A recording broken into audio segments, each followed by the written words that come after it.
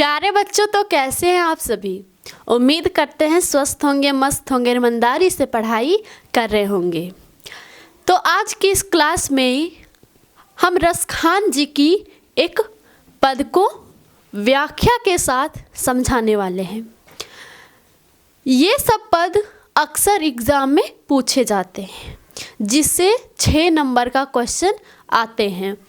एक पद दे दिया रहेगा, उसकी व्याख्या कीजिए, संदर्भ लिखिए, प्रसंग लिखिए। तो इस तरह के क्वेश्चन आते हैं पद से, जिससे 6 नंबर की कंप्लीट होती है। तो आइए हम 6 नंबर आपकी कंप्लीट कराते हैं। तो सबसे पहले हम इसे पढ़ लेते हैं। पढ़ने के बाद ही तो समझ सकते हैं आप सभी भी और हम भी। मानुष हो तो वही रसखानी, बसो ब्रज गोकुल गांव के ग्वारन। जो पशु हो तो कहा बस मेरो, चरो नित नंद की धेनु मंझारन। पाहन हो तो वही गिरी को, जो धरे कर छत्र पुरंदन धारण। जो खग हो तो बसेरो करो, मिली कलिंदा कुल की कदम की डारन। कदम की डारन। तो आप इसे सिर्फ पढ़ के नहीं समझ पाए होंगे, तो आइए हम व्याख्या के साथ समझाते हैं कि इस पद में रसखान जी क्या कहना चाह रहे हैं या फिर क्या कह रहे हैं। तो मानुष हो तो वही रसखानी, बसो ब्रज गोकुल गांव के ग्वारन। रसखान जी कह रहे हैं, भगवान से विनती कर रहे हैं कि अगर हम अगले जन्म में मनुष्य के रूप में अगर जन्म ले, तो हम ब्रज के गोकुल गांव में ही जन्म लें, जहां भगवान श्री कृष्ण जी रहते थे। आगे है, जो पशु हो तो कहा बस मेरो, चरो नित नंद की धेनु मंझारन।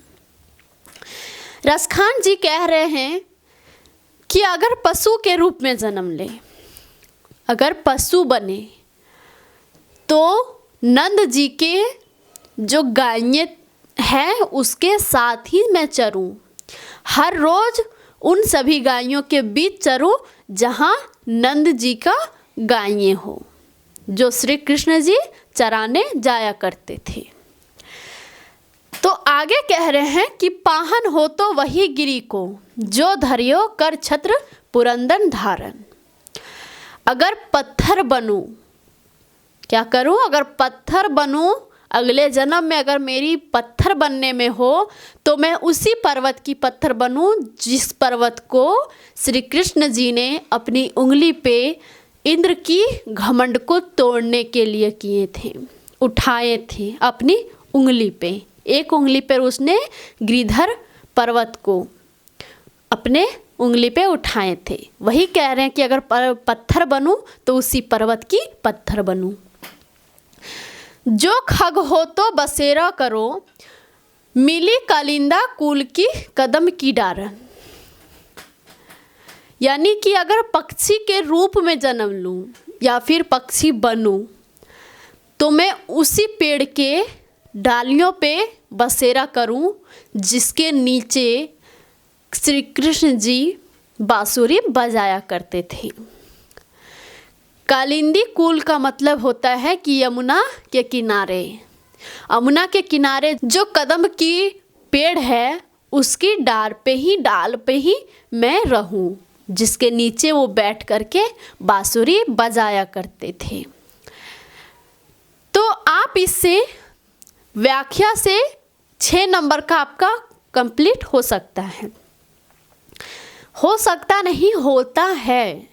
अब क्वेश्चन कैसे आते हैं? पहला में रहेगा कि इसका संदर्भ लिखिए, या फिर प्रसंग भी रहेगा। 2 चीज में एक चीज पूछ सकता है कि उपयुक्त पंक्ति का संदर्भ लिखिए या फिर प्रसंग लिखिए। तो संदर्भ में क्या लिखेंगे और प्रसंग में क्या लिखेंगे, तो वही तो हम बताने वाले हैं। इंतज़ार तो करना पड़ेगा। तो संदर्भ में सिर्फ पाठ का नाम और लेखक का नाम लिखना रहता है। आप ये दोनों लिखेंगे, उससे आपका 2 नंबर का कंप्लीट, 2 नंबर आपका फिक्स है। कि यह पाठ सवैये से लिए गए हैं और इसके कवि हैं रसखान जी। बस इतने में ही आपका 2 नंबर का कंप्लीट। अब प्रसंग में क्या रहता है? तो बच्चों प्रसंग में बस किसी भी लाइन का एक व्याख्या कर दीजिए। मतलब कि आप इन चारों लाइन में से आप किसी का भी एक लाइन का व्याख्या कर दीजिए कि इस लाइन में रसखान जी यह कह रहे हैं, वो हो जाएगा प्रसंग। मान लीजिए कि हम पहला लाइन का कर दिए, मानुष हो तो वही रसखानी, बसो ब्रज गोकुल के ग्वारन। यानी कि रसखान जी कह रहे हैं कि अगर मैं अगले जन्म में इंसान के रूप में, मनुष्य के रूप में जन्म लूँ तो ब्रज के गोकुल गांव में लूँ, जहाँ श्री कृष्ण जी रहा करते थे, जहाँ के वो निवासी थे।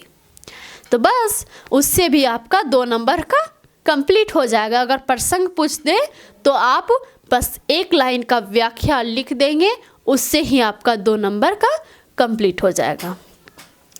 अब दूसरे क्वेश्चन में रहता है कि आप व्याख्या कीजिए।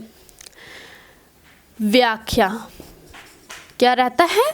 दूसरे क्वेश्चन में व्याख्या रहेगा। या तो आपको कह देगा कि 1 लाइन का व्याख्या कीजिए या फिर 2 लाइन का। तो इस तरह से आते हैं। अगर कभी कभी कह देगा कि पूरा का व्याख्या कीजिए, तो आप पूरा का व्याख्या वही करेंगे जो इसका अर्थ है। व्याख्या में अगर पूछ देगा कि 1 लाइन का व्याख्या कीजिए, तो आप उसी लाइन का व्याख्या सिर्फ लिखेंगे, तब आपका 2 नंबर का कंप्लीट हो जाएगा। अब आगे रहता है, एक व्याकरण से पूछे जाते हैं। मान लीजिए कि आपको रस पूछ दिया कि इनमें से कौन सा रस है। रस यानी कि कौन सी भावना उत्पन्न हो रही है यहाँ। तो यहाँ भाव है, भावना है भगवान के प्रति, और जहाँ भगवान के प्रति होता है वहाँ भक्ति रस होता है। क्या होता है? भक्ति रस। भक्ति रस हो जाएगा तो आपका ये भी 2 नंबर का complete. Total 2 number 2 number 2 number 6 number. इतना तो जोड़ने जानते ही होंगे। तो ये 6 नंबर का क्वेश्चन पद से आते हैं। उम्मीद करते हैं कि आपको ये बहुत अच्छे से समझ में आ गया होगा। मिलते हैं नेक्स्ट वीडियो में। धन्यवाद।